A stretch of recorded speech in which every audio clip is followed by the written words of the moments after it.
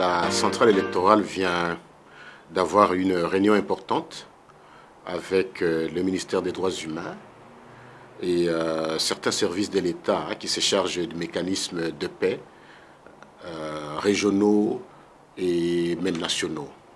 Vous savez que la centrale électorale organise les élections en décembre 2023. Donc nous sommes tenus au délai constitutionnel quant à ça. Mais pour y arriver, nous avons besoin de l'implication de tous, parce que nous voulons un processus électoral inclusif, mais également apaisé. Et cela doit passer par la sensibilisation de toutes les parties prenantes. Mais comme vous le savez, au niveau de la partie est de la République démocratique du Congo, la situation sécuritaire pose problème. Les M23, les NALU, et ainsi de suite. Donc tous les groupes armés qui sont en train de sévir de ce côté-là posent problème dans l'opérationnalisation de nos activités. Nous sommes en train de lancer la révisitation de la cartographie opérationnelle et ce n'est pas aisé de travailler dans ce secteur parce que la paix pose problème. Voilà pourquoi nous avons lancé cette invitation au service de l'État auquel j'ai fait allusion tout à l'heure, ainsi que le ministère des Droits humains, pour qu'ensemble, nous puissions mutualiser nos forces pour essayer d'améliorer cet état des choses. Alors bientôt, nous allons faire appel à nos partenaires financiers pour que nous puissions réunir les fonds nécessaires pour passer à la grande sensibilisation. Et cette sensibilisation va se passer à plusieurs niveaux, avec les forces armées de la République démocratique du Congo, avec les groupes armés, les chefs coutumiers et consorts. Il y a 3 objectifs principaux poursuivis. Le premier, c'est d'abord sécuriser les agents de la CENI, qui sont notamment nos préposés à la collecte des données, nos préposés à l'enrôlement et à l'enregistrement des électeurs, nos agents qui vont bientôt passer à l'organisation du scrutin. Vous savez que lors du scrutin passé, la CENI avait perdu plus ou moins 27 de ses agents, dont 3 ont été égorgés. Nous ne voudrions absolument plus que cet état des choses puisse renaître lors du scrutin en cours. Nous voulons vraiment sécuriser et le personnel, le matériel, nos sites d'enrôlement.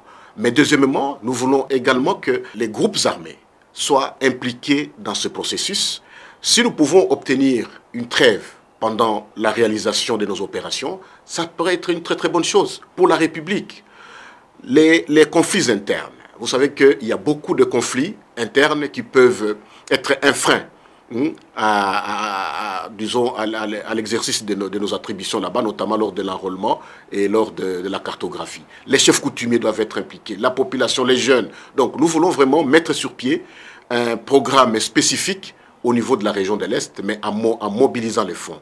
Voilà pourquoi, dans les jours qui suivent, nous aurons une très grande rencontre avec tous les partenaires dans la sensibilisation du processus électoral. Nous allons faire l'appel de fonds pour qu'au finish, nous puissions sécuriser en matière électorale cette partie de l'Est qui, aujourd'hui, pose problème. Nous sommes venus répondre à l'invitation que la CENI a adressée. La réunion a porté sur les concours de divers services et ministères, dont notamment l'institution que je représente, pour que nous puissions réfléchir ensemble comment la CENI pourrait, dans le délai constitutionnel, organiser les élections inclusives et paisibles sur toute l'étendue de la République démocratique du Congo. Comme vous le savez, l'Est de notre pays fait l'objet d'insécurité. Et depuis le mois de mai, nous avons tous assisté à la reprise une énième fois des activités subversives par le mouvement du M23. Cette question étant préoccupante, elle intéresse à un niveau très important pour mon organisation qui est à pied d'œuvre pour voir comment ensemble, avec le concours de toutes les parties prenantes et les pays de la voisin, ainsi que nos services de sécurité et de défense, pour que nous puissions pacifier notre pays. Et maintenant, le besoin est plus qu'accru, notamment également pour permettre à la CENI de commencer à réaliser les activités préalables à l'organisation des élections. Voilà ce pourquoi nous avons été invités, pour que nous puissions apporter le concours de notre institution.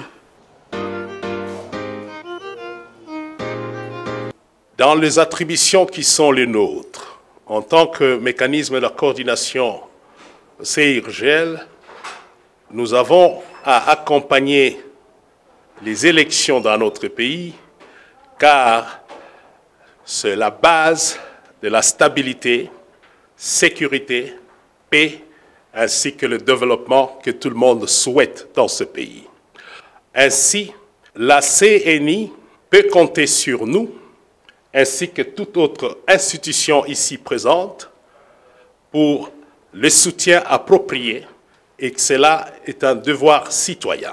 Le ministère des Droits humains a plusieurs objectifs, si vous voulez, ou a plusieurs champs d'action, mais la mission régalienne du ministère des Droits humains reste celui ou celle de la vulgarisation, n'est-ce pas, de la protection et de la promotion des droits de l'homme.